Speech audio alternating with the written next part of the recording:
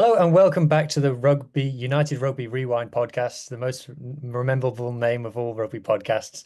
My name is Hugh and I'm joined by all the usual people here today, Kaelan, Lee, Ben and Alan.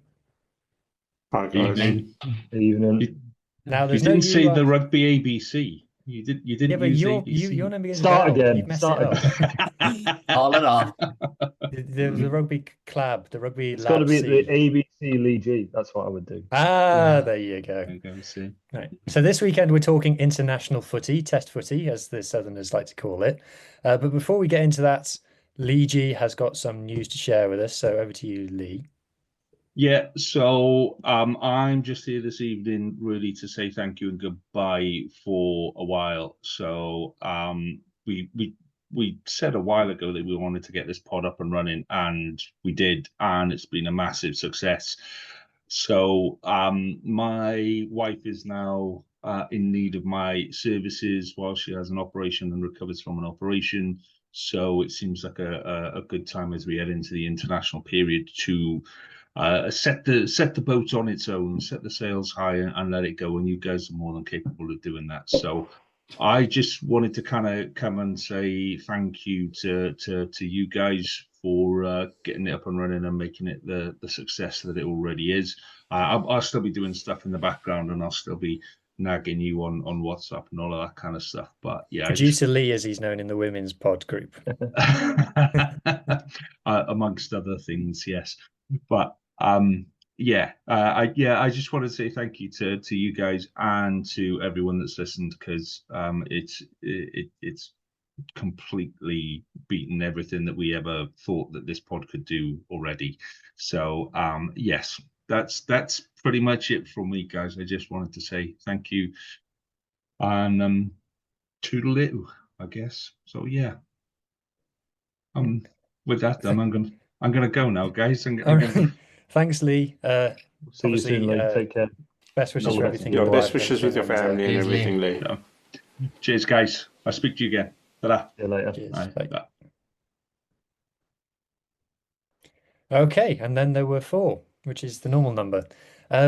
So the URC pod then. So the way that it's going to work whilst we're in the test window is that we'll be talking about the URC nations. So that'll be Scotland, Ireland, Wales, Italy, and South Africa. So we're not going to cover England games. We're not going to cover France games during this window, only the URC nations. Now, we're going to start off this week with, for all the people who think that the Irish run the URC and that we must bow down to all their demands, on this first weekend of test footy, we are beginning with Munster versus the All Blacks 15. So that's this week. I believe next week there's a Limerick under 10s game cover as well. Can I just say, this is a URC podcast. Do you not start with the URC team? Does it not make sense? No? Or am I just, tinfoil hatting this or something? Well, to be fair, we've been ignoring all those Edinburgh A games that have been going on all season. They've been great. So Ben Healy hasn't been ignoring them, though, has he? No, not bad night to be a Munster fan on this podcast. So there were the New Zealand scraped together a team from the NPC and sent them over, and they absolutely battered Munster. Okay, then tell us about it.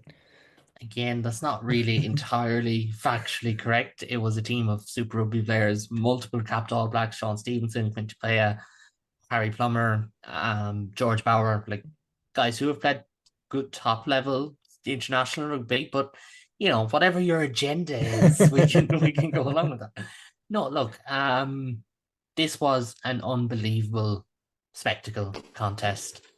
Everyone knows about the Munster New Zealand rivalry from 78, 2008, 2016, even prior to 1978 as well. And I think there's just something about days like this that just they are unique to rugby. They are unique to a club like Munster. Not every club side has played international teams. Not every club side has played, the likes of New Zealand. I know there's a club in Wales that have played the All Blacks before, but that's just because, again, Lee and Hugh have paid me to drop that in there in the middle of this conversation. But look, Munster absolutely nailed it from a spectacle point of view, the atmosphere point of view. It was brilliant. full house, 26,000. I did some checking with Staffmaster and host Hugh, and it would have been one of the highest census in the URC this season so far. I think second or third, or second if you exclude Croker, which is an anomaly. Also had Munster in it, by the way, and Stormers Munster is also in there. But anyways, just fuck it for the week that's in it. Really good game. If you've seen the scoreline 38-24, you would have thought, oh yeah, like just way too strong. It was 24-26 with 3 minutes to go. Keenan Aholo scores a brilliant breakaway try. Then from there, it's one. Like it's in garbage time at that stage, and New Zealand add another when it just kind of opens up. But Munster, to their credit, were decent.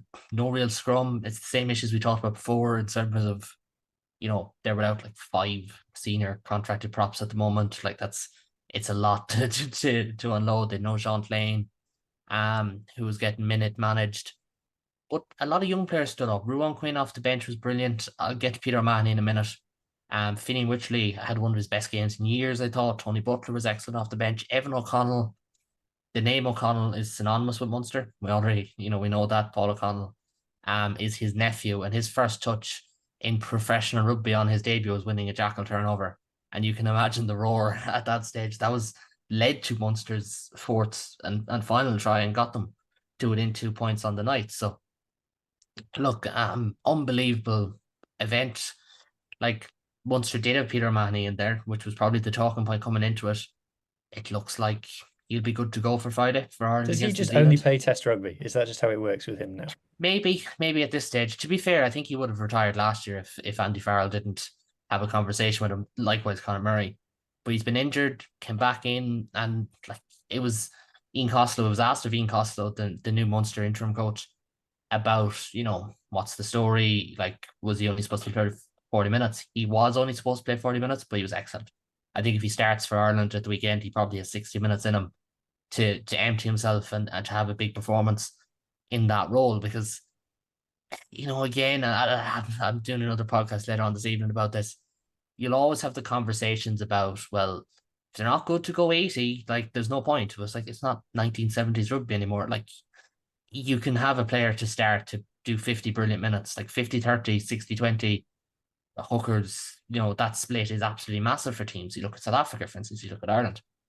So I can see O'Mahony starting at the weekend potentially. Could still be on the bench, but I could see him starting. And just on that, like for Munster, it has been a long week. I think the most commonly used phrase around the moment was the longest short week in Munster history, because there was a bank holiday Monday to start things off and then Tuesday hit like a bang. And a good kind of cathartic ending to things. Yes, the result was disappointing. Yes, it was in the balance, and it could well have went another way, but a lot of players played well. A lot of New Zealand players played well. It was a great standard of rugby. Like, if anyone wants to watch it back, the highlights are on New Zealand Rugby on YouTube. There's some lovely tries. There's some great moments. And like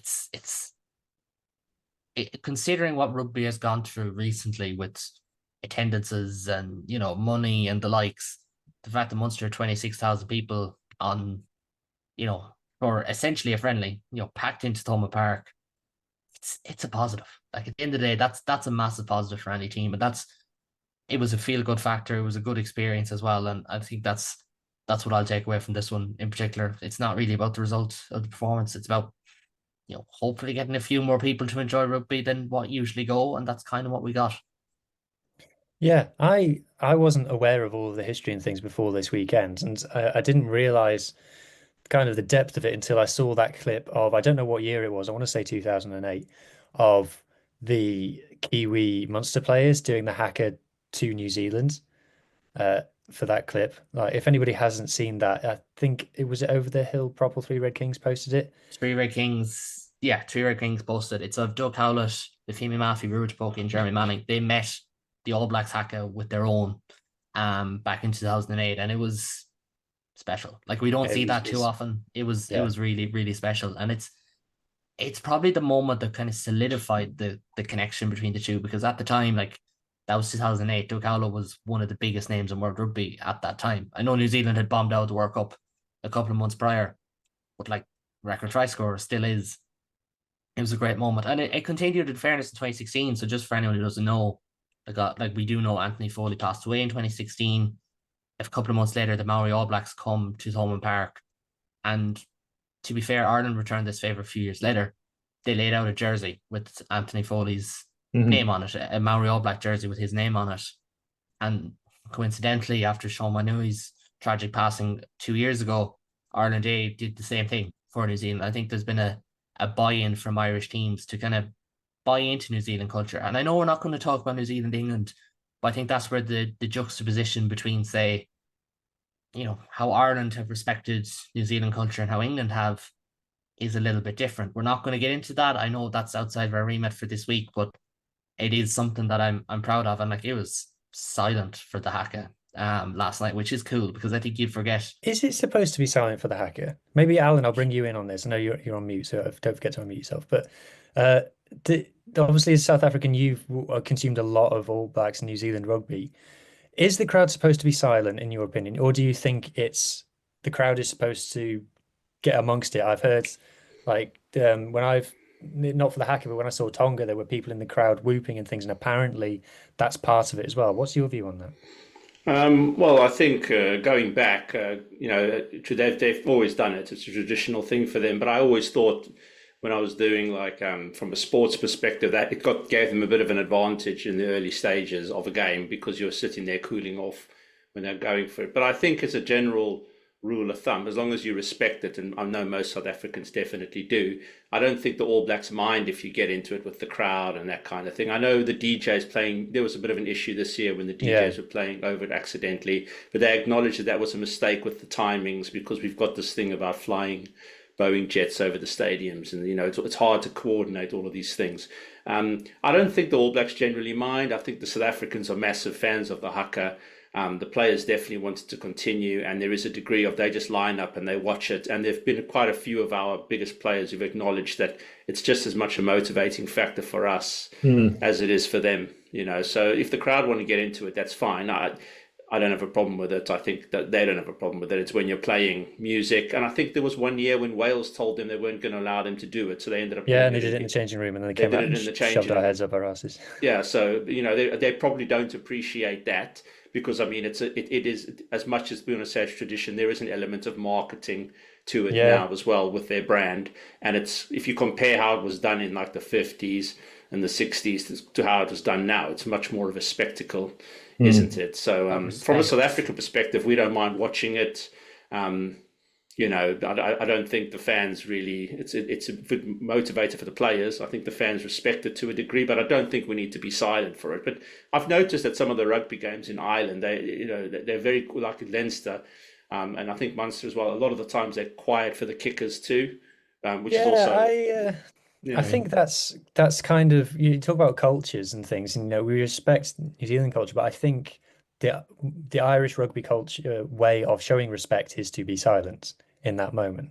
So I think that's fine. I like it in Wales when they do that. New Zealand do the Haka against Wales. I love it when the crowd really gets loud. That personally, that's all part of the theatre for me. I don't like it when the English start singing Swing Low, especially when I'm 90% sure that they were playing Swing Low over the speakers rather than, because I've never heard it sung that clearly or loudly before.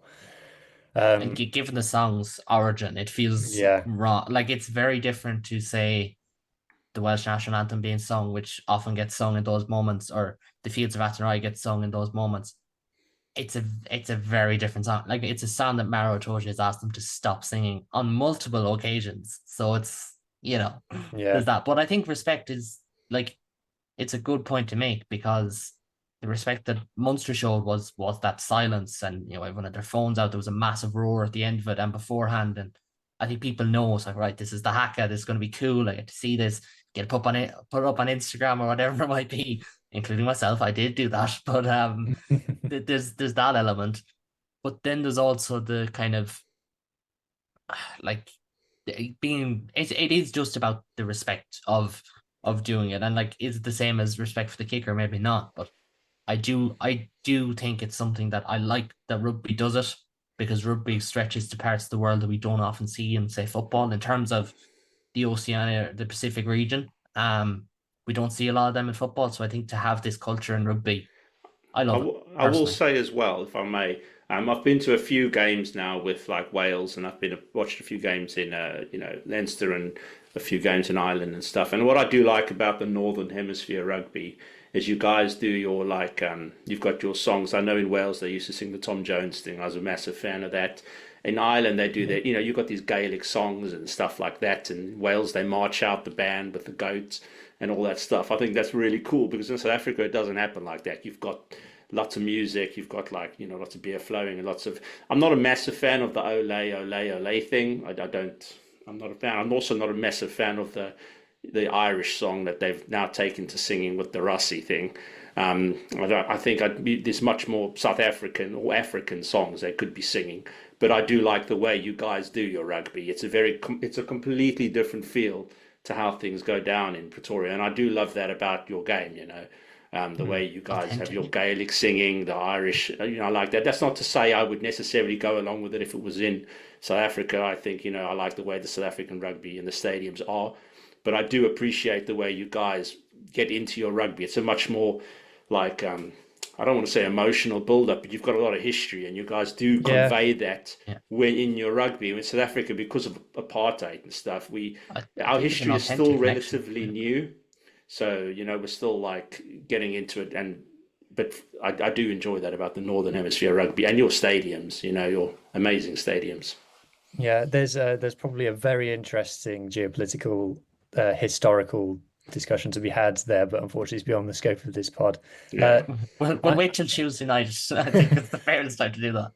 I'm very watching all that with the Munster and New Zealand now, it makes me want the Scarlets to play Tonga, and then we could get our Tongan players to do the Sippy Tau back to Tonga is now a dream I have in my head. It'll probably never happen, but that would be awesome. We are seeing a lot more of these clubs against international B team kind of tour matches coming back now. I think is a way of generating revenue for the club teams, which I'm all in favor of. Like I said, I'd love it if the Scarlets did it. We tried to have another game against an All Black team, whether it be the Maoris or the All Black 15 a couple of years ago, but I think COVID put that off, and then the moment kind of passed, unfortunately. Okay, so is there anything else much to say about the Munster game then, Caelan? Not really. I think, look, we talked about Munster's busy week on this podcast. We talked about their form and the injuries and different things. I think from watching what we've seen from Munster last night, I am still confident that if they can get the front five healthy, they will be fine. They will get back. Like, the attack is still doing well. I think, Ethan Cochran at scrum half particularly had a very good game. Like their halfbacks are good. Their midfield axis is good. But most impressive, I think, was the younger players. Munster had 6 academy players on the field, all of which 22 years of age or younger. Only 5 of them were on the field at any given time because Ben O'Connor came on for Shane McCarthy. But they all played well. Like Ronan Fox dominating a carry. He's only 21. He played the Junior World Cup last year, in 2023. Kieran Ryan, who I actually didn't know this, but the story was told on commentary. You can see his house from sitting in one of the stands in Thomond Park. And that's kind of what these club games, I think we do lose sight of it every once in a while. We do lose sight of what, this kind of authentic, passion that can be there, and this connection. You had Evan O'Connell, who I mentioned the name, steeped in Munster folklore, was really good. He's still only 20. Ruan Quinn, brilliant. He's having a brilliant season. Munster's depth behind Peter O'Mahony and the flanks is just brilliant. It just is in Ireland in general. But that's what you want to see. I think that's what fans like. Look, the neutrals want a good game of rugby and whatever, and the kind of casual fans. But the hardcore fans do want to see younger players step up to the mark, especially in games like these. This is a free chance to kind of give it a lash kind of thing. And they did. And they played really well. Like, look, when Quinty Paya is, running all over you and guys like that, that's where the gulf and standard will kick in. Even though I may have told a friend to back Sean Stevenson to score a try, and Sean Stevenson decided this is the 1 week he's not going to score. So I apologize for that one. But look, great atmosphere. I want to see us do more things like this. I said in the group chat earlier, I want to see, Munster playing tournament sides, Ireland A games taking place, because I think these games out of windows they just take on a different vibe. I know Ireland Day versus England Day would be the same. But you move that game to Cork or to Belfast or to Galway, games that don't get to see these games, or places that don't get to see these games more often. I think that's what Rugby needs to do. They need the cash. So, and if fans are being priced out of going to national games, be it England, New Zealand, Scotland, South Africa, Ireland, New Zealand, I think this is a good chance to do something like that. Yeah, absolutely. All right, then we'll move on to the next game, which is the only test match that we're talking about this weekend, which is Fiji versus Scotland in Scottish Hot Air Murrayfield, or whatever it's called. So, Ben, what was your take on this game? A huge blowout scoreline, but a game of three halves, I think it's fair to say. Yeah, I think you're spot on. I think that, we first 20 minutes absolutely flew out the traps, 4 tries within 24 minutes off the top of my head. And then it was very turgid for the 15 minutes before halftime, and probably the next 10 to 15 minutes after that, before I think the Fijian side probably tired and let Scotland kind of run over them the last 20 minutes. Yeah, it was one of those games where it was a comfortable victory, but I still think if we play like that next Sunday, we'll get a bit of a walloping, I think, against South Africa. I think fair enough, there were some key players missing. Finn Russell couldn't play, Blair Kinghorn couldn't play. He's playing with Toulouse tonight. Hopefully he comes through that injury free, because Kinghorn is probably our marquee player at the moment behind Finn Russell. I think those two are on a similar level at the moment in terms of their quality they offer. Yeah. Ben White. Ali Price starting was an interesting one. It caused a lot of controversy through the week. Yeah, that was a George Horn point. wasn't. George Horn not in the squad, just even on the bench. Jamie Dobie's been playing on the wing for Glasgow, and Ben Vellacott wasn't considered either. And I've been a little bit uncomfortable with Ali Price so far this season at club level, but Tooney obviously come out and said that he's the best Scottish scrum half on form at the moment. And I'm like, I don't know what games you've been watching so far, Gregor, because a lot of people are going to disagree with you, and there was quite a bit of disagreement with him on that. In any event, he started. I think his box kicking was fine. I think his distribution was fine. I just don't think he's quick enough or got that sort of ability now to play against the top tier nations. And I'd be interested to see. Ben White should come straight back into the squad and get that 9 jersey back next Sunday. I'd be very surprised if he doesn't, because he is. I think he's next level scrum half amongst Horn, Jamie Dobie, and Ali Price. And Ben Vellacott's obviously not going to make the squad at the moment, but I think overall, yeah, because it was obviously just a team of Edinburgh and Glasgow players, except for Dylan Richardson, whose Sale Sharks gave dispensation for him to play this weekend. It was a routine victory, but I think 3 parts to it, like you say, Hugh, very, very true. Darcy Graham and Duhan van der Merwe, again, breaking each other's records. Darcy Graham equalled him, and Duhan was like, I'm not having that. I'm going to go get my 29th try and make sure I'm still the try ahead. The way they're playing at the moment, they could rack up 40, 45 tries for Scotland each, I think, the way they're playing, because they're just so prolific at international level. We've had this conversation. Duhan Edinburgh and Duhan Scotland, they're 2 different beasts. Darcy Edinburgh, Darcy Scotland less so. Darcy obviously benefits from playing with more Glasgow players when he's in a Scotland shirt, because we saw that with the 12, 10, 13 kind of try yesterday. 15 Glasgow players in the 23, which, to be fair, a lot of people would have said there should have been more on 4. Well, I mean, apart from Darcy and Duhan, I would have been struggling to put another Edinburgh player there. Grant Gilchrist maybe, but after that, you probably could have made it up. Complete complement of Glasgow players. Johnny Matthews instead of Ewan Ashman. I'm not sure what Johnny Matthews has to do to get called up for that squad, because he actually dominates at URC level. Whether Townsend just hasn't seen something in him that he wants to see, I don't know. He hasn't really been asked about it. He hasn't really given an answer either, unprompted. So it'll be interesting to see what goes on, because I think Ewan Ashman might get cited this week for a head-on-head that went on late, that was missed and wasn't TMA checked. So. But that was weird, because it was very much shown during the game. We all saw it, but it was never checked. The TMO was having a biscuit. And he'd already gone to the bin just before half time it was just, he was the next person to commit penalty in the 22, and it was the 6th or 7th in a row, and he was the one to walk for that 10 minutes. So it'll be interesting to see if he's cited for that, and what would then happen with the squad, because Dylan Richardson is very much a rookie at 2. He's not.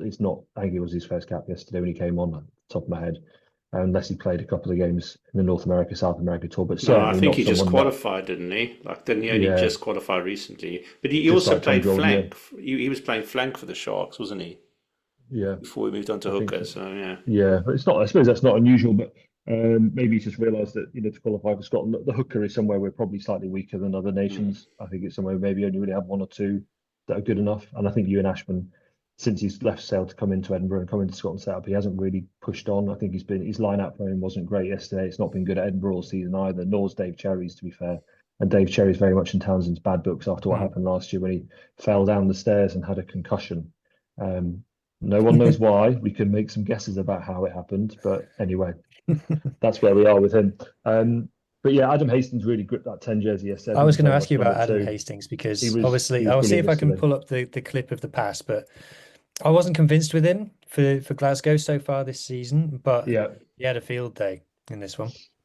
He did, and I mentioned in the WhatsApp group chat yesterday, Tubelotu out the back, and we've talked about this. Tubelotu is very much that player who'll look for the crash ball in the very last moment. He'll play that very acute pass out the back, and it's worked for Glasgow last season. It's worked for them again this season, and it was really good to see it being played international standard yesterday. And it did involve three Glasgow players. Hugh Jones then peeling off the back to then run through and dab down. But Jones and Tubelotu, they have to be the starting 12 and 13 pretty much every game that matters up, for now, because I think they both potentially have the chance to go on tour next year to Australia with the Lions. And Tom Jordan, it was good to see him get his first cap yesterday. Again, he showed his versatility. He didn't come on and play 10, came on and played 12, I think, or maybe even 13. I can't remember off the top of my head. Or maybe he went out onto the wing because Darcy Graham had to go for an HIA. But I think it just shows we've got that strength and depth in the back. So I'm just a little bit worried about our front row at the moment. I don't think our front row is going to be strong enough to deal with South Africa next weekend. And that's where it's going to matter. Well, Xander Ferguson got a lot of penalties out of the Fiji scrum. I felt like across the board, Fiji massively got on the wrong side of Craig Evans. And to be fair, early doors as well. We have seen that in Super Rugby as well this season of the Drua. Just their discipline when it goes wrong, it goes like turbo. Oh my God, I've never seen anything like it wrong. Yeah. So there is precedent for that. And that was the Druin team pretty much yesterday, and it was a Druin team. The only player in the 23 who doesn't play for the Drua is the guy who plays for the New England Free Jacks, and he joined from the Drua this summer. He's yet to actually play for the Free Jacks. So his last game was for the Drua, yeah. Yeah. So this is they were tired, weren't they? I think. So this is the pass from Adam Hastings for our YouTube viewers. So Antoine Dupont did a behind the back try assist a few weeks ago, and I feel like people have been trying to do it since. Like, was this strictly necessary? Yes, obviously. Yes, I think so. Yeah. I loved it. I thought it was awesome. Van der Merwe got his record back out of it, so he'll say absolutely it was necessary. But here we go. Here's the good angle. Lovely. Very Marnie-like. You can't defend you can't defend a line like that. But Adam Hastings could only do that because of Tubelotu. You see Tubelotu is around the back pass there. That's something he's been finessing for about 18 months now. It's a bit of a France move that. France do that. Toulouse do that. Hugh Jones had another field day. I'm going to do a stats drop on him later. He was into everything. He got that, like you mentioned, very telegraphed intercept that was poor from Fiji, but he's starting to. We all expect him to go on the Lions tour. Does anybody not expect Hugh Jones to go on the Lions tour? No, he's got to go. Yeah, I'd be amazed. Has to. I think centre is kind of. I feel like now is a good time to do our Lions talk and just forget about it for the URC pods because it's international time. But for me, it's Ringrose. It's not in any order before I know because I make it's Ringrose, it's Tuipulotu, it's Hugh Jones, and then it's probably Lawrence or Aki, if not both. Ollie Lawrence did the square root of shit all against the All Blacks yesterday. So we're not supposed to talk about that game. Yeah, well, sorry. In the game that also took place outside of our broadcast package of what we can cover, it's like when they give you photos from a game on a news report because they just cannot show it. It's that kind of example. Okay. I think. Sorry, go on, man. Sorry, I think I'll be interested. I mean, it depends on who South Africa start at 12 or 13, but I'd be very interested to see the two of them up against DLND and whoever else is inside or outside him. I think if DLND's first choice next weekend, I don't know, Alan, you might be able to fill me on that. I haven't really seen the squad. He's not injured, is he? No, he's not injured. I mean, even if it's Andre Esterhuizen, I think it's a tough thing. But I think the three things I want to mention about the Scottish game is. Like you mentioned, the forward pack, I think, there's maybe a bit of fragility there. The second thing is that you've got a fly half who's doing those things. It indicates confidence and trust in the team around him and his backline. And with a team like Scotland, confidence is all important, isn't it? When things are sticking. The third thing that Scotland, it would have been really nice to see Fiji defend a bit better and put a bit more pressure on the front, that axis of 10, 12.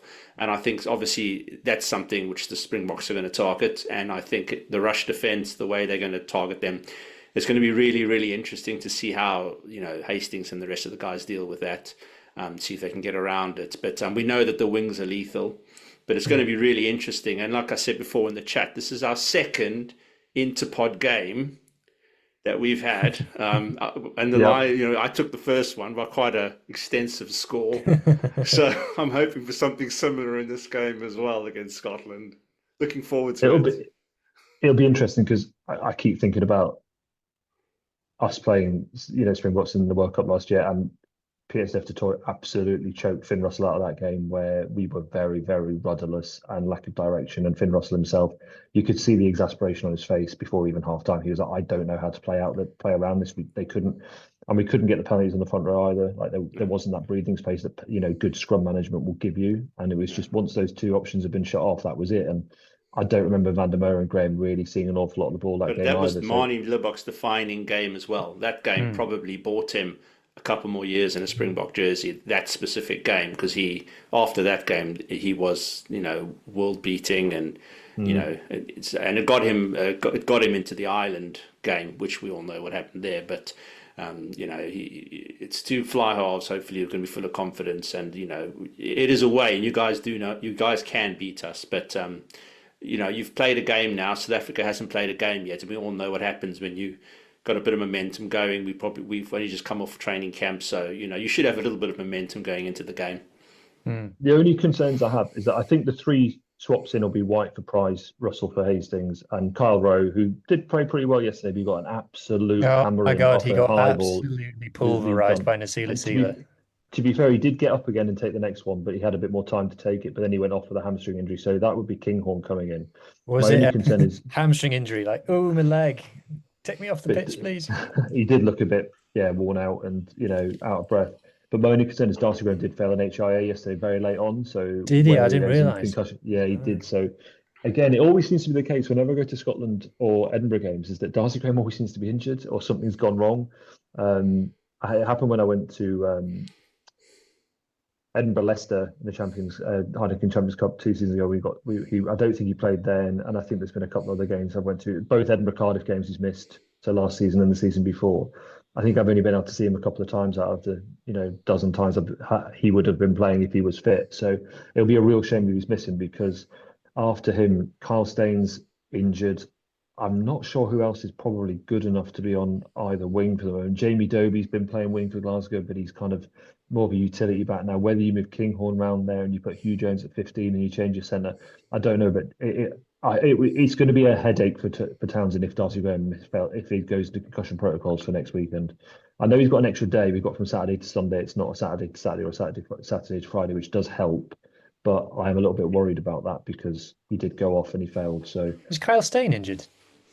Yeah, he's not in the squad. I don't think he's in the squad at all. I think he's missed the last 3 or 4 weeks with Glasgow, actually, off the top of my head. Yeah, right. Yeah, I'll have to double check that, but I'm fairly certain he's been missing for a few weeks now. He didn't go down to South Africa, I don't think, from memory. Okay. Feel free to correct me, but that's my only concern, is that behind the two of them, if with Carl Steyn out, that if you have 2 of your three first choice players missing, it's going to be tricky. One more moment I want to talk about in this game, which has lived with me ever since, is Darcy Graham's kick. Oh, yeah. So has Caelan and Alan, have you seen this? Yes, I called it at the time. I said he kicked it forward. I was happy with it. I haven't seen anything from this game apart from the Hastings. You'll love this, Caelan. You're going to love this. Is so Irish. So there's a cross-field kick. I don't know what Alan means by that, but there's a cross-field kick from Adam Hastings off a penalty kick. So classic Fiji go to sleep. Darcy Graham's hanging about on the touchline for the crossfield, catches him napping. So Darcy Graham catches it, as you can see here, and then goes to kick it. Misses it. No, he doesn't miss it. No, he misses it every day of the week. He misses touches it. No, he doesn't. He's touched it here. Come on. And then it bounces and he kicks it with the other foot. And then the Fijian player falls off him. Fair play to Darcy. He stays in the fight and he goes on to score the try. Take my word for it, he goes on to score the try. Watch the ball. Watch the ball. Right? He's never. Oh, he touches that. He's 3 It's to 1. not a And kick. the TMO. It's a brush There's of a the inside the foot. connection, but it's not a kick. The ball doesn't move. There was no. Oh, he never touches it, boys. I think he does. This is terrible for audio listeners. We're just watching the same clip. There was no clear separation, so tries good. There's no separation. He's dropped it then. Play it again. He's not. Play it not again. To kick it. Wow, 1 second. Last time. It's there. He's kicked it. There. No, don't say there just like something happened. Nothing happened. I think he touches it. I wouldn't call it a kick, but I think he does touch off it for me. If people and were I didn't see this live, that, so if people were unhappy with that Lewis Rees-Zammit one against England getting another mention in the pod, where he drops it but he hits his leg, so it's therefore a kick and he goes forward. People say that should have been chalked off. This should have been chalked off by the spirit of what is a knock on. This is a knock on. By the spirit of they won by 30 points anyway, it should be chalked off. Yes, but let the fun rule count. The game state. The game's gone. The game's gone, lads. That's what it is. From a Fiji, it was a great try. All 4 of Darcy Graham's tries were good because they were all different, and I think that the 8 tries they were all different tries. I mean, Darcy Graham, I think his 4th try, he just drove in off an inside line, he crashed ball and snuck under. But that's very winger in confidence. That's the kind of try that a winger who just feels like they can do anything gets. Yeah, they just pop in places you wouldn't expect. I mean, his stat line yesterday was outrageous, wasn't it? I think 6 line breaks, 6 carries, 85 meters off the top of my head. I think I saw, which is incredible running rugby. Yeah, I love watching him. I love watching him. He's one of my favorite players. I'll never From a Fiji point of view, I'm a Fiji fan, obviously, and they're really disappointing. The first 20 minutes just couldn't have gone any worse. Like I said, completely on the wrong side of the referee. 2 yellow cards, couldn't figure out how to get back on his right side. The shot of obviously the international stars. Now this Drua team, basically the Drua team won the Pacific Nations Cup very, very, very easily.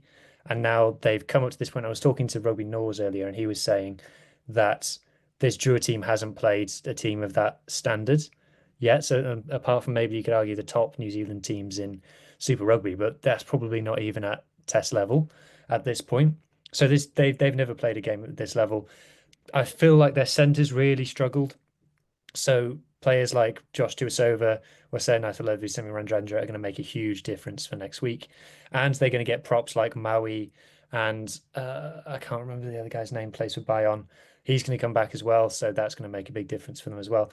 But in that middle half, Fiji's phase attack was brilliant to watch and really caused Scotland a lot of problems. And there was a try in particular, there was a try that got ruled out for a forward pass where Mazzi, that's not his full name, I'm sorry, I can't remember his full name, gets the ball on the wing and just skips past 2 Scottish defenders like they're not there.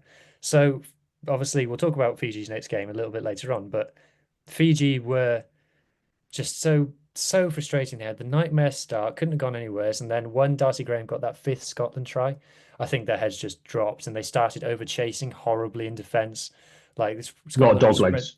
Scotland would spread the ball wide and like 5 Fiji players would run to the wing to cover him, and that would just leave a huge hole in the middle of the pitch and things. So I don't think it necessarily reflects totally accurately on Fiji, that game. I think it was an ultimate nightmare game, and I think Scotland are maybe the worst possible opposition. Like if Ireland had played against Fiji, I think Fiji do better against Ireland's game plan than Scotland's game plan. Because of just the nature of it. They've actually been a bad matchup for Ireland, and a small bit, maybe I'm misremembering, I feel like they've ran France into kind of sticky situations in years gone by as well. I feel like Scotland, yes, there's that kind of element of like what's Scotland's attacking structure. It's like, fuck it, we'll do, fuck it, we ball. Like that's kind of what Scotland do when they get going. And I feel like that doesn't suit Fiji. But then there's just that massive caveat. Like the Fiji that we'll see in Dublin will have a couple more of big name players who, typically, you look at Tuisova, you look at Nike, Levu, guys like that, Botia. They are difference makers for them as well. And it's probably the one game that I'd like to have seen be in the normal test window. Even more than, say, the other game that was on this weekend, for example, because I just like to have seen what a full strength Fiji could have done. Because a full strength Fiji, they beat Australia last year. They beat, they ran England close last year. They really should have beaten Wales, last year. I think they'd have had a lot more confidence, but I think there is just that element of, look, we don't have the same guys, and like they do feed off those lads' leadership as well. So, look, it's what's done is done. Scotland got their win. Scotland deserved their win by all accounts. And I'll take your word for it. But it's one game that I'd probably rather seen in a different weekend of the slate. Here's a question for you. Sorry, go on, Ben. Yeah, I feel like maybe this is building on the try yesterday that Van der Merwe scored after that sort of Glasgow triumvirate of Hastings, Tupelotu and Jones's. Do you think that Scotland are Glasgow plus at the moment because of how many Glasgow players are in there? And they're very similar ways of playing at the moment. I feel like Scotland yesterday was just Glasgow on steroids. It felt like that yesterday. But yeah, I think it's more. I think that's what teams are noticing now, isn't it? Like you're seeing that double down on one team. Like England and Saracens were the first to kind of do it and do it successfully. It helps that, a lot of English players are absolute bastards to play against, and that Saracens team was full of them. And I mean that with respect. They were really annoying to play against. But I feel like that's the way rugby has gone. It's like it's become I think it's a good cohesion thing. is so important, isn't it? And like getting that flow and like even take a midfield axis. If your centers play together regularly, and if they don't, you will probably notice the difference at least a couple of times in the test window, because that's the difference between the top centre partnerships in the world. There's not a lot between them. Yeah, I think that's going back to our chat about Hugh Jones. If Sione Tuipulotu is going to be Lions 12, that increases Hugh Jones's chance of being Lions 13 like threefold. Because why would you break a working partnership up? So, last thing on this game, we've given Darcy Graham a lot of flowers. I do just want to bring up his business decision that he did make in the second half when Ikanuveri was running down the touchline and Darcy Graham could have tackled him. He's in position to tackle and decides, no, I don't want to. And then Ikanuveri scores. So, you know what, Darcy? You did great things in this game, but you made a choice there, and we all recognise it. So before we go on to move on to our previews for next week, just want to remind everybody, if you are enjoying what you are seeing so far, please consider giving the show a like and subscribe. If you're listening on the audio format, please give us a 5-star review. If you can share a link with a friend and say, hey, this is great, that really helps the show grow. As Lee said earlier on in the program, it's had a really great start, and we really want to get to 1,000 subscribers on YouTube, because that means we can monetize the show and actually not have to pay money to make it. So really appreciate all the support, and if you could do that, really grateful. Okay, so let's preview next weekend's games then. So, Kaylin, I know you're on time crunch, but fortunately for you, Ireland All Blacks is the first game on the roster anyway, at the incredibly normal kickoff time of 8:10 on a Friday night. Do I have to start? I feel like I have to start with that massive elephant in the room. 8:10 on a Friday night. Now, I know you guys have been to Ireland sparingly. And that's fine. Friday night out in Dublin sounds like a great time to me. It is. The only problem is there's no trains out of Dublin after 7:30. So you know what I mean? You're relying on extra resources. The train station's halfway across the city. It's a really annoying time.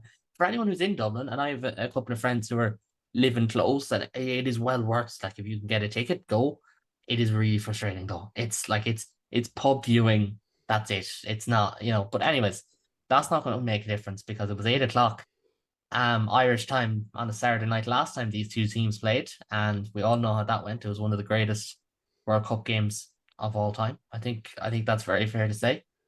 Look, Ireland need to win this, and I might be seen as being, the Kaelon might be seen as being a bit negative when it comes to this podcast on Irish teams, but I can't get the sense on my head that if Ireland lose this, the year becomes less of a success, because it was about, right, let's keep the momentum from the World Cup by doubling down on winning, and then we can kind of rotate in 2025, and that's fair enough.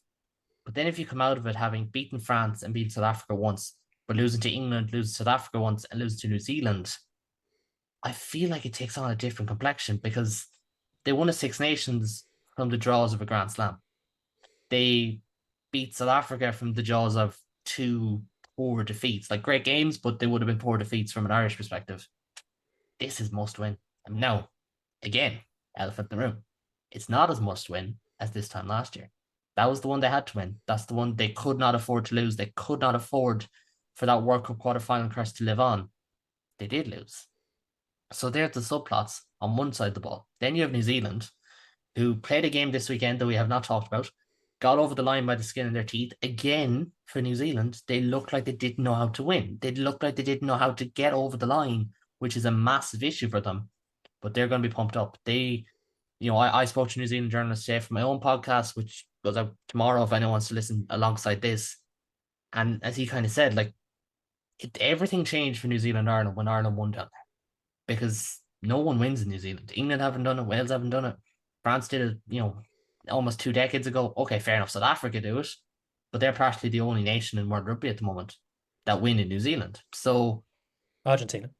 Argentina, yeah, to be fair, but historically they haven't. So my sympathies to any Argentinian fan listeners. So I feel like this game is just a series of subplots. And look, it will be an unbelievable game to kick off the Autumn Nation Series calendar if it was the opening game, because of everything. For me, it's about 4 wins in this block for Ireland. For New Zealand, they need to win one of the next 2 weeks. Again, it's that thing. Like, New Zealand were the team who could not afford to lose any game. New Zealand fans aren't confident.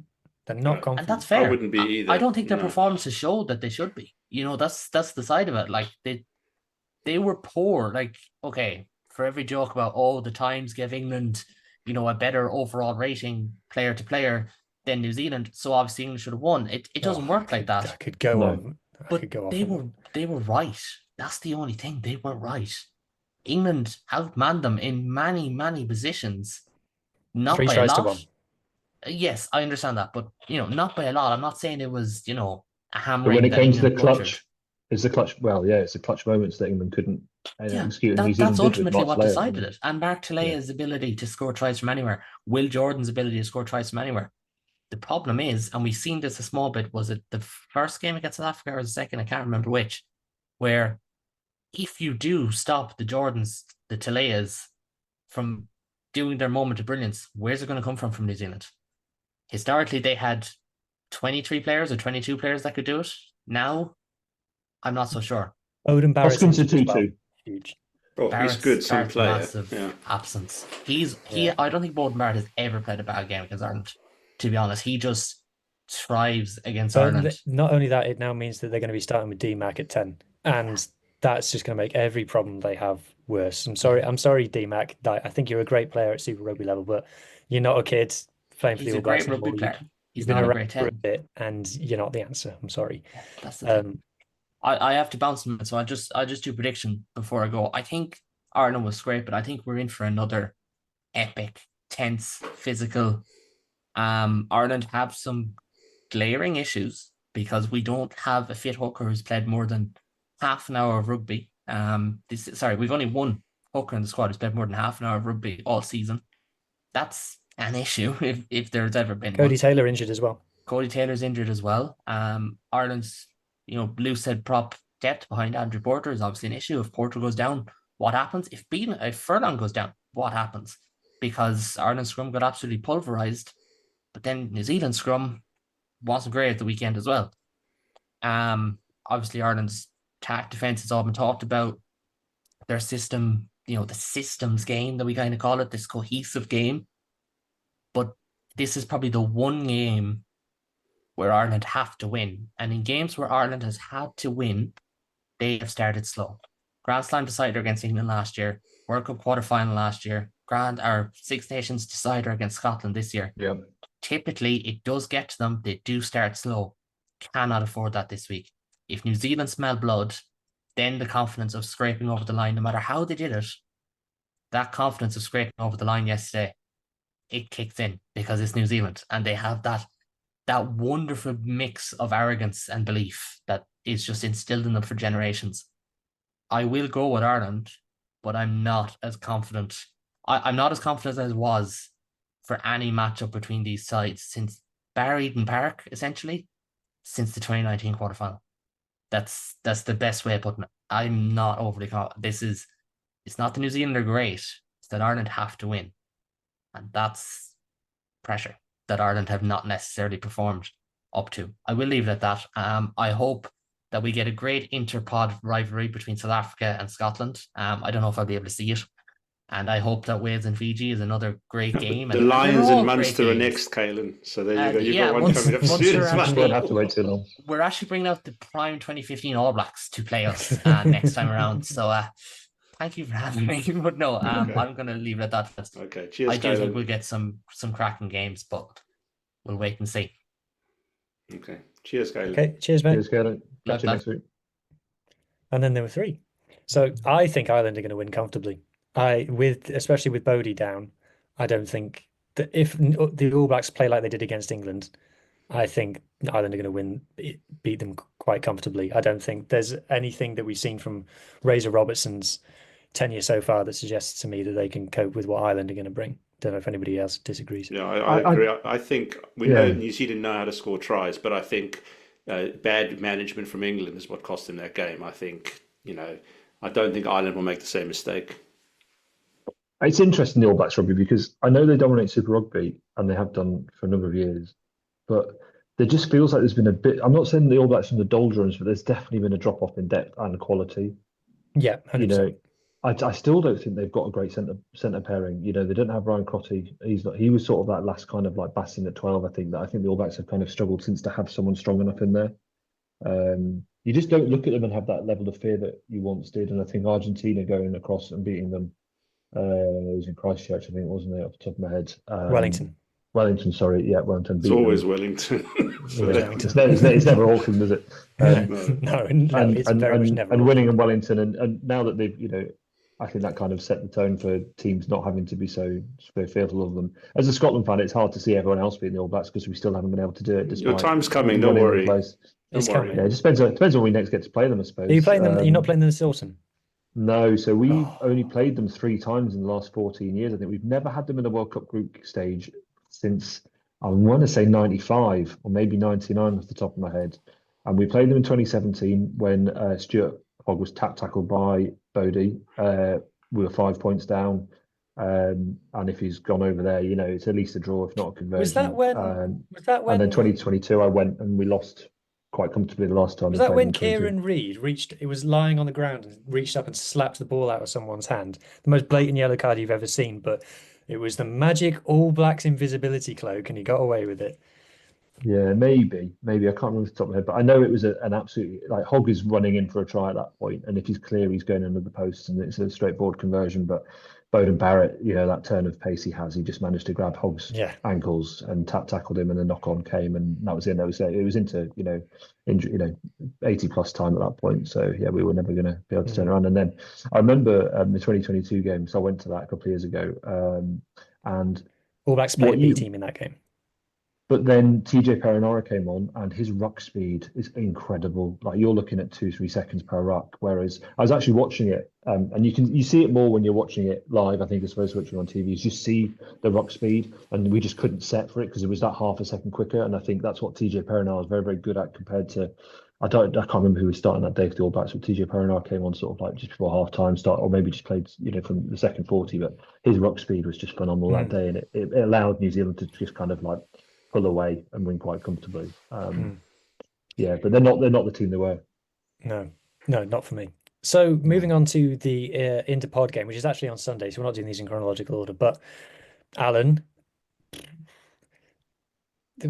how are you feeling about the Springboks team? What is this one of the harder games in Test rugby for you guys now? You can't be going experimenting with the lineup? Do you want to see a full strength South Africa on the weekend? I'd love to see a full strength South African team, but we've had a couple of injuries. I think this is going to be an increasing issue for us with the length of our season now. If you start including Currie Cup games, Russ is up to his stuff again, bringing in fly halves for props and all sorts of things. But yes, I'd love to see a full strength South African team. I think they're obviously very, very confident, but like I said previously, I do think Scotland have got a bit of momentum behind them. And we, the first game overseas, the first game when everyone else has had it up and running is a bit more difficult for us. But it's about stopping that 10-12 axis with us. And our defense is obviously a lot more robust than the Fijian defense. So I'm pretty confident. But I don't think that Scotland should be, they've got all the right to be confident as well. But because Rassie is willing to experiment and he's willing to risk games for the greater good. So we've seen that before. And the first game overseas on tour is normally your best opportunity to get that win. I still think Springboks should take it, but I think it's going to be an enjoyable game. I really do think so. Who plays 10 for the Boks? I think he might go with Marnie Lubbock and maybe Pollard on the bench, and then Pollard might come out at inside centre. I think he'll be starting to think about Pollard Pollard will be that senior player going into the World Cup, so I think he'll go with Marnie Lubbock. Marnie Lubbock's confidence against Scotland is obviously really high, I think. So I do think they'll probably go with Marnie Lubbock. I could be wrong. Who knows what Rassie's thinking? But they'll never make me stop loving Marnie Lubbock. Will always be one of my favourite players. Yes, he's awesome to watch when he's got the ball in hand. And when he's kicking it across field, he's quite good as well. Although his kicking was all right against Glasgow. Unfortunately, Marnie got a lot of heat after that game. I don't think it was Marnie's fault by any stretch of the imagination. But I do think they'll start trying to use Pollard as a 10. An inside centre. So I think. And who plays 15? Fuzzy? Yes, yeah, definitely. I think he's got the jersey now, and I think they'll take it. And they'll probably play with another scrum off. I don't know if they're going to go with the 6-2 bench again. I think they'll do something a bit more traditional. And there's a couple of. I think there's only like 1 or 2 new players in the squad. So it's going to be a forward orientated game. I think we don't know do we know what the weather's going to be? It'll be cold. Yeah. Ben, it'll be cold. Wait. Well, I will be there, so I'll be able to let you know in real time. Yeah, I've got 2 tickets to go to Scotland, South Africa. I'm very excited about going. So yeah. Okay, I think that's going to be a good one for sure. Yeah. Yeah, it's the only game. It's the only big game I've not seen us play live. Scotland. I've seen Scotland, England. I've seen Scotland, Fiji. Seen Scotland, All Blacks. Scotland, Australia. I've seen Scotland, England. So like, apart from playing Ireland, I've not seen us play South Africa, and it's like another one to tick off the list for me. So I'm like really pumped. It's going to be good. Yeah. I think there's a lot of individual matchups that I'm going to be really excited seeing. I think Rory Darge up against Steph Dutoy. I think Kinghorn against Fassi. Russell against Lubbock. I think if DLN starts. I'm excited for this now. Yeah. I think it's the game. I mean, I'm going to say this because I'm going, but I think it's the game of the weekend for me. I think there's more on it than. I don't know. I think that Ireland are going to be quite comfortable at the All Blacks, but I think we could turn South Africa Springboks open over next Sunday. I've got a feeling. I think we've got an opportunity there. It's a free hit. And I think you've got nothing to lose for sure. Yeah. Yeah. The Virgin TV in Ireland are going to be clipping you up all over the place now. This typical Scottish bigging themselves up. Do what they like. I don't mind. But yeah, I'm excited to go, and it's a sellout. I got tickets back in February. They went within. It was the number one game for the Scotland fans to go to. I think because South Africa, been like the All Blacks, the one team we don't always get in the autumn test. We tend to get Australia most times, and Fiji. It seems to be Australia and Fiji the two that we get almost every time, every autumn. Whether outside of World Cup seasons, but this year I think it's the first time I played South Africa in 3 or 4 years off the top of my head. So I think it'll be a good test. And yeah, just Glasgow plus on steroids again, please. Like yesterday, I'd be happy with that. And then just see what the outcome is. But yeah, it'll be an interesting matchup for sure. I think it'll be one of those games where Scotland score some very attractive tries and they play some great rugby, and maybe they leave a few tries out there, and then it gets to full time and everyone looks at the scoreboard and it's 24-22 to the Springboks, and everyone goes, how did Scotland lose that? And you go, well, they just did. So I think you're right. It happened. That happened the last time as well. I think Villiers LaRue in particular just like really kind of like ground Scotland down. I think he might have scored a try the last time they played Scotland at Murrayfield. It was close, but it was like we looked like we were playing well, but there was South Africa were always just outside of touch and distance. And I think, yeah, you're right, Hugh. That's kind of the South African way of playing, is that they just seem to rack up points from places that we're not as good at doing. So, yeah, agreed. But I am looking forward to it now. So what other games are playing? Italy against Argentina. So obviously not much dog in the fight here. What's people's views? Alan, based on the Rugby Championship? Argentina. confident? I think Argentina will take it, and I don't even think it's going to be that difficult for them. I think Argentina are probably going to win by about 10 to 15 points in that game. Yeah, for me, when Italy had a really good Six Nations, Benetton were doing really well in the URC. This season, Benetton are really struggling. And I think there's an argument to say the Benetton squad is better than Italy's squad. Mm. Like when you talk about depth and you talk about like Alban who's playing for Argentina, plays for Benetton and things like that.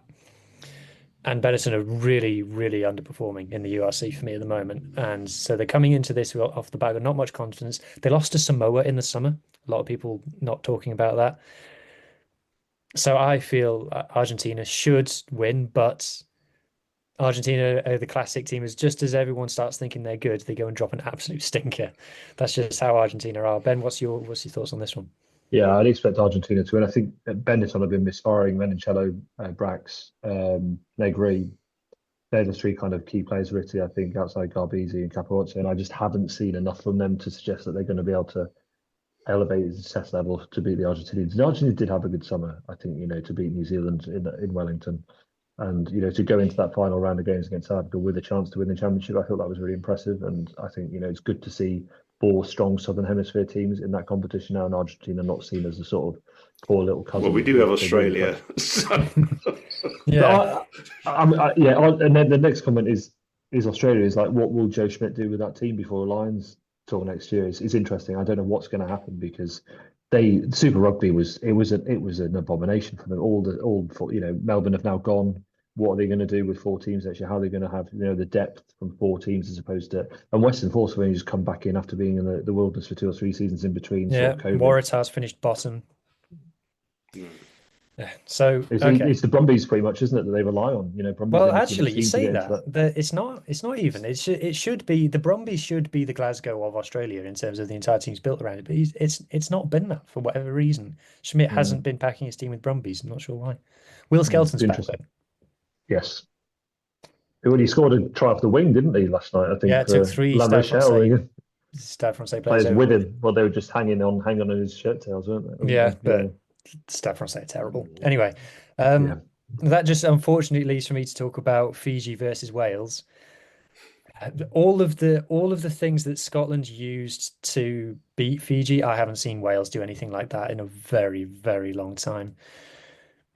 How many test defeats in a row we've lost now? 9. So we'd go 10 in a row if we lost this.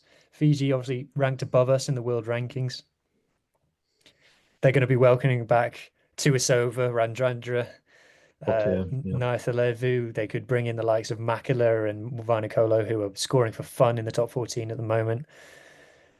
Geez. I mean, I don't think Fiji are going to have another opening 20 like they had against Scotland. If they do, it will be unprecedented.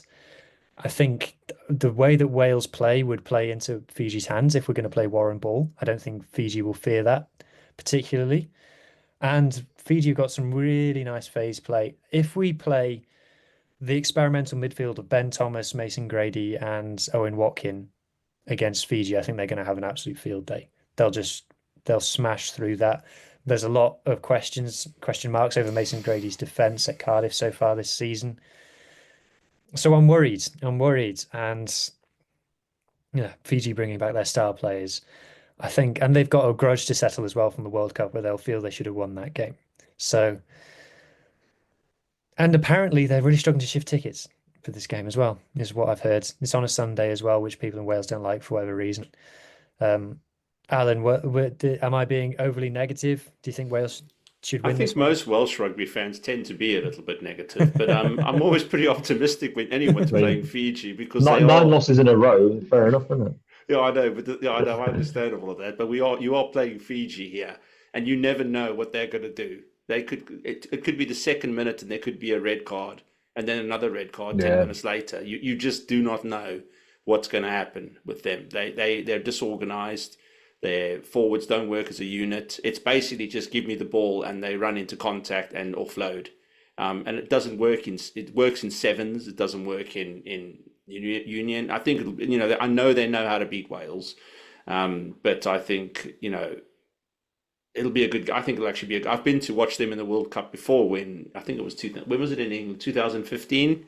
I watched the game Fiji against Wales, and It's a good game. It's always a good matchup to watch. It's always an exciting game. Always, it's always an but exciting you game. never. I want Wales to win, but because you do never know what's happening with Fiji. But I think Fiji probably just about have what it takes to beat Wales. But I would really love Wales to win that game. How about you, Ben? Where do you see this one going? I mean, it depends on the players they bring back in for next weekend and how quickly they can get back into a cohesive unit, because yesterday was disorganised apart from that sort of 15 minutes where they kind of threw caution to the wind. And I think maybe Scotland had tired of it after that, flying out the traps to 20 minutes. But it does come down to discipline for Fiji, because they were down to 14 men pretty much after 5 minutes. Then they were down to 13 men for 30 seconds because the second player went off and then another player came back on. But you're right, exactly what Alan says. They've got to be more organised, because it was pretty bad for them yesterday. So it depends on who comes in and whether they can sort of get the players back up to the level that's necessary. Because if we're beating them comfortably from that standard yesterday, I'd expect Wales to win comfortably as well. But there's a difference between a team with confidence and a team with no confidence. Yeah. And you're going up against Fiji, and it's just they're like a hammer and anvil, aren't they, Fiji? If they see you coming, they don't run for gaps, they don't run for space, they're running straight at you. They run to people. You know what I mean? Yeah. The one difference from Wales now compared to the Six Nations is that the regions are doing better at the moment. So there is a bit more confidence. Obviously, Scarlet's 3 in a row, 3 of the 4 regions won last weekend. So I do think that there'll be a bit more positivity and a bit more confidence, but it just depends, because things aren't going very well with Gatland at the moment. And you even went and bought a new jersey, didn't you? I did. You'll be seeing that next week. You'll be seeing that all over social media next week. So what's going on with Gatland? What's the issue, do you think? There's a lot of people think that his methods are outdated. He's had a PR disaster class since he's come back in, whether it's the Corey Hill thing, whether it's siding with the WRU on the whole strike action thing, on the contracts negotiations. He's starting to come across as a bit of a boomer with, he's going on Simon Jordan's podcast and talking about woke nonsense and things. It's all... Yeah, that's not healthy. Yeah. Yeah, it's all starting to turn a bit negative. His selections, on the Australia tour, straight up, I'm comfortable in saying he did not pick the best players for those games. He's not picking the best players available to him in their correct positions. He's playing a lot of players in the wrong positions. And he's saying it's all about the World Cup and things, but it's one of the big fallacies in rugby union at the moment with rugby union discourse, is that people assume if your team is losing now, it means you're going to win in a few years. And there's no guarantee of that at all. So it's bad vibes all round with Gatland at the moment. And he's pissed absolutely everybody off. Absolutely everybody. And it's not a happy place under him. So, and then the attack has been non-existent. The attack has been absolutely woeful. Like, you think about how Australia were in the Rugby Championship, right? Before that, they had games against Wales and beat us easily. And that was earlier into Joe Schmidt's tenure than it was when they were getting absolutely ruined by South Africa or whoever it was. So, yeah. So it's one of those where I don't think I'll even be that sad if Wales lose, because That's a shame. That's a shame. You don't want to feel like that. Yeah, but obviously we've had all the stuff with the women's team in the week and stuff. So it's without digging up not even that old wounds, it's difficult to be emotionally invested into Team Wales at the moment as a fan. So, and some people will disagree, and if people are like, no, I'm Wales till I die, nothing will ever change that, fine. I'm not there to argue with anybody, but it's difficult to feel represented by something that represents the WRU at the moment. So I just want to say, on a little side note to that, Wales is without a doubt, for anyone who's never been to the Principality Stadium and you're not a Wales supporter, if you're going to go watch a rugby game live there and they lose, you are going to have the best night. It's such a good location. I've never known a team to lose and be so chipper after a game. Now I understand after what Hughes just said, but it is an amazing place to go and watch rugby. It's an awesome location, and the people are really, really nice after a loss. So make sure you go and visit. Get tickets for Fiji. Go and check that out. I mean, it's a proper city centre stadium, because I've been to the Arms Park too. It's the best location for a stadium. Walk out the stadium, you're into the high street, and then obviously the railway station's around the corner. But Yeah, I went to the Arms Park last season, and Edinburgh won, and having a little wander around Cardiff afterwards. It's just really pleasant. It's the and a nice best. place It's to the be. best location for a stadium. It's awesome. Yeah. I love it. It's a true city centre stadium. Yeah. Absolutely. Okay, I think that brings us to the end of the show. I think we've run to an appropriate length of time, which is always nice. Not 2 hours this week, always good. So it just leaves me to thank my remaining panelists, the one who stuck out the course of the entire show, and remind everybody, if you did enjoy what you've seen, please do help us get to that 1,000 subscriber mark. We're really going for it, and we believe it can happen. We really want to get there before Christmas. Lee G might have to put his hand in his pocket and pay for another promotion on YouTube to get there, but fingers crossed. And yeah, share links with friends, and we will speak to you next week after the next round of fixtures. Cheers. Cheers. Cheers, guys.